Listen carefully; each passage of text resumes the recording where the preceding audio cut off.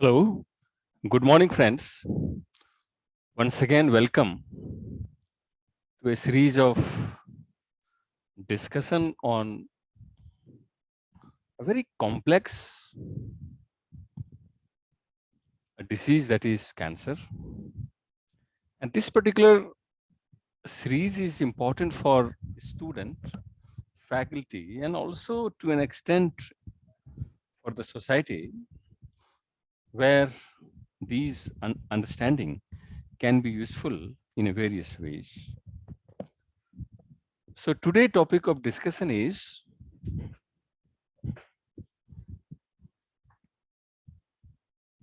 whether a cocktail of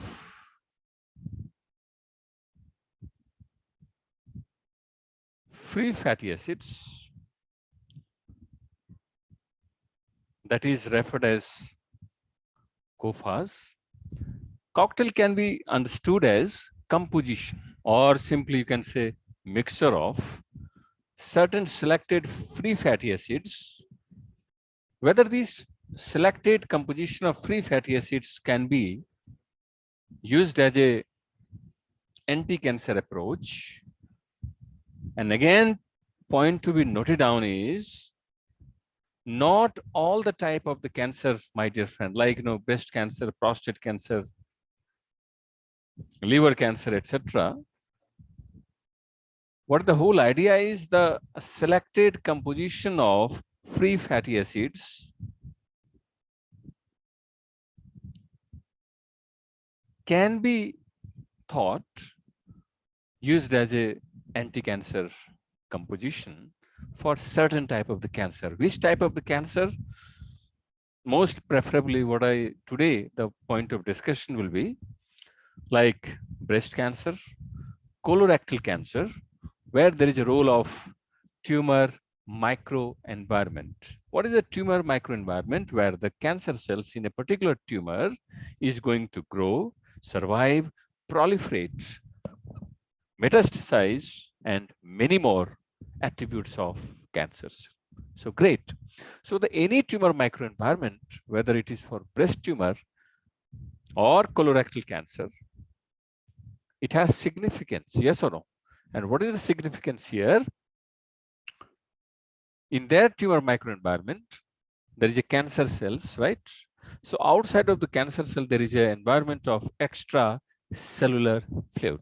So today I would like to discuss one of the aspect of whether if the abundance of selected nature of certain free fatty acids in the ECF, if it is available in a particular tissue microenvironment, so whether these selected free fatty acids are going to display what I understand here, the anti-growth, anti-proliferation, or cell death effects in a cancer cell. In other way, what is the whole idea?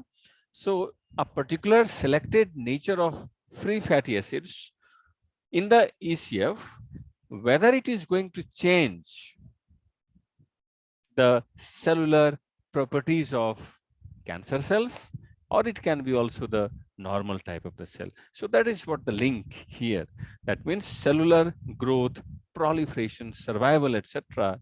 Whether it is connected with the a selected nature of certain type of the free fatty acids. Correct?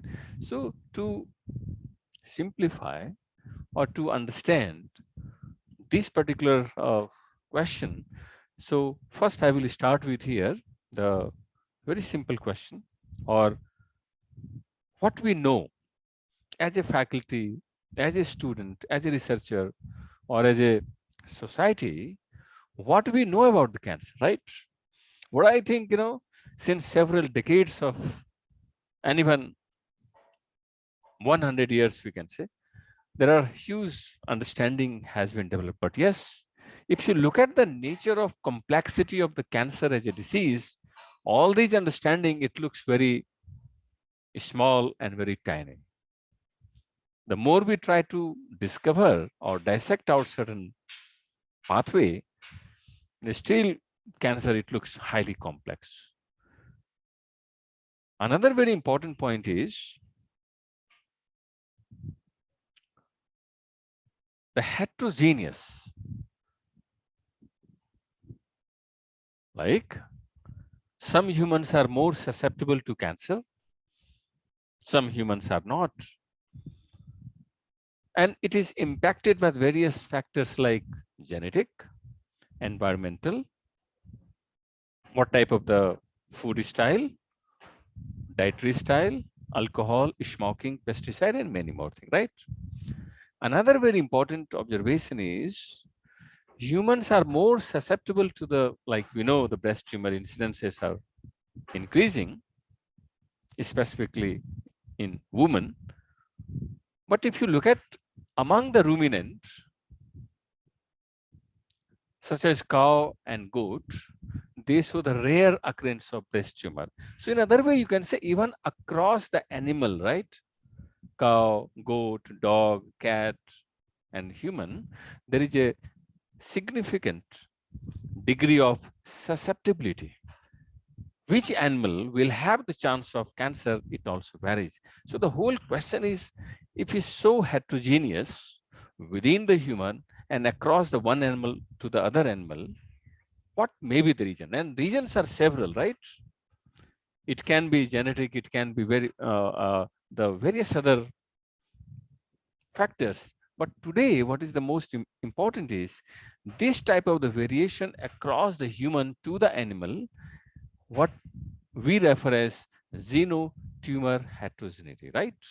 So whether the xenotumor heterogeneity between cow, goat to the human, the chance of cancer or the probability of the cancer, whether it is related to the dietary fatty acids, that is the question mark. Whether it is related to the gut microbial fermentation, that also releases certain type of the fatty acids and the chemicals and many more. So in that way, what today I'm going to present a very proposed model. That model will try to link how the selected nature of free fatty acids are connected with the cancer growth, survival, or many other features of the cancer cells. And that is why today, my dear friend, if you look at here,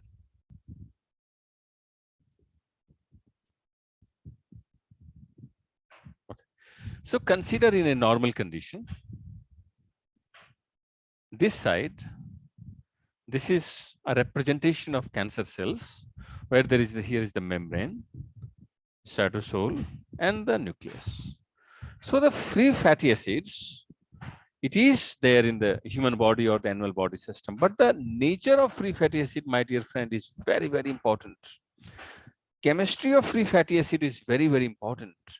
So in case of normal condition or in a particular diet, what may happen, selected pro-tumor, what we refer here, pro-tumor, it is not going to harm cancer cell, or it is not going to stop cancer cell to proliferate. Instead of this type of the nature of free fatty acid, they are pro-tumor, right?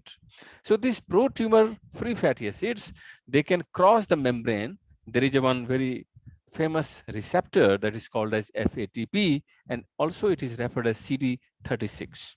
So through the receptor or the translocase membrane protein, it is going to travel inside the cytosol. Also, some class of the fatty acids, they are going to cross the membrane passively without any need of protein. And what may happen, so these pro-tumor free fatty acids, they are present within the cancer cell and they are meeting the needs of metabolic growth and proliferation. And that is good for cancer cell, my dear friend. That is one way. But yes, if you look at here, in another way, this side, right side of the model, if the breast cancer cell or the cancer cells is there, this is the membrane, okay, cytosol, nucleus, etc. If the selected free fatty acids in the form of COFA, that is cocktail of free fatty acid, either it is from the dietary sources or the gut microbial fermentation or the tissue metabolic pathway. So these fatty acids, they are going to be passed through the, as I said, membrane protein or the translocase, and they are going to enter inside the cytosol. Look at here, or through the passively also this way. Once these selected free fatty acids, they are going to get inside the cytosol, and then from the cytosol, they are also going to travel inside the nucleus, this portion. So the whole, one of the possibilities are there.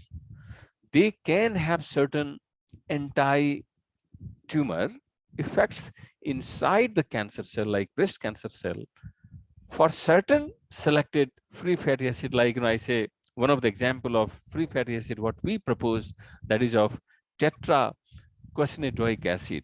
So these class of the free fatty acid, if they are abundant, either from the diet or the gut microbial fermentation or many other sources, they are also inside the cytosol. And these free fatty acids, they are going to display their molecular interactions with certain key proteins. And one of the key protein, that is HDAC, histone deacetylase. So if the histone deacetylase is going to be inhibited by these free fatty acids, for example, today's tetracosanoic acid. So what is happening here? One way these fatty acid is able to display certain anti-proliferative or cell death induction effect inside the cancer cell, because SDAC, what the possibilities are, if it is going to be blocked or inhibited, then this whole upregulation of, let me to go to the annotation, my dear friend. So this, so this whole upregulation of certain oncogenes is going to be blocked. Why? The SDAC is also is not going to be functional, or it is going to be inhibited, and ultimately the whole observation is there, that is in the form of growth arrest or the cell death. It is not surprising, my dear friend. That is what the essence of this presentation is. Not all cancer cell types, certain cancer cell types, they have the preferences for certain fatty acids, like in this case here. But certain cancer cell type, if they are exposed or treated, either in the diet form or the gut microbial fermentation or in the drug form, certain type of the cancer cell, like breast cancer cell, are going to be sent for cell death or proliferation arrest by the presence of certain selected free fatty acids. So what is the key message? The message is, at the preclinical level or the clinical level, or even the dietitian or the doctor, they have to think the nature of the diet given to a particular patient should be selective. The nature of the diet that has certain type of the free fatty acid should be taken care of. And in this way, if we manage the dietary choices, preference of certain type of the free fatty acids can be logical, can be helpful for certain patient, no doubt, along with chemotherapy and many other treatment options. We are not saying that composition of or cocktail of free fatty acids are going to kill all the cancer cells, or it is going to be the only medicine for cancer. No, what the whole essence is, the composition of these free fatty acids can work for directly or indirectly, along with other cancer treatment or the chemotherapy or immunotherapy. So it can work in a multiple ways. That means the composition of free fatty acids can be one of the treatment option for certain type of the cancer, not only, but one of among the many cancer treatment available in the market. Okay. And that is why if you look at all these model, the questions are there. And what is the question here? Whether certain free fatty acid, look at, may be used as weapon for anti-cancer approaches. And what I think, yes. The second important is, Whether the choices of free fatty acids by cancer cell for certain purpose is an example of metabolic heterogeneity, then answer is yes. And the last question is whether selection of free fatty acids in the diet, like dietary fiber, etc., may help to prevent certain type of the cancer or the tumor as a proof of concept of geno-tumor heterogeneity. Simply, I will explain here. Suppose there is a ruminant like cow and goat. Their dietary styles are different. Like they mostly have the fibers, grasses, or many more things. So if the dietary style of the ruminants like goat and cow and etc. is different from the human, definitely the abundance of certain free fatty acids either from the diet or the gut microbial fermentation will be different in case of goat, cow, etc., other ruminant in comparison to the human. And that is why if you look at here, if the humans are having different abundance of nature of free fatty acids compared to the goat or the cow or the other ruminant, then obviously chance of the tumor, the chance of the cancer in case of the human will be more probable, or the probability will be more compared to the cow or the goat and other ruminant. So what is the key message? Key message is we have to think about the choices of diets, what we are eating, right? And at the same time, there is nothing like thumb rule. All medicine cannot work for all the cancer cell types, all the human, every human. So we have to be selective and we have to think. Okay. Thank you very much for listening this particular. Thank you.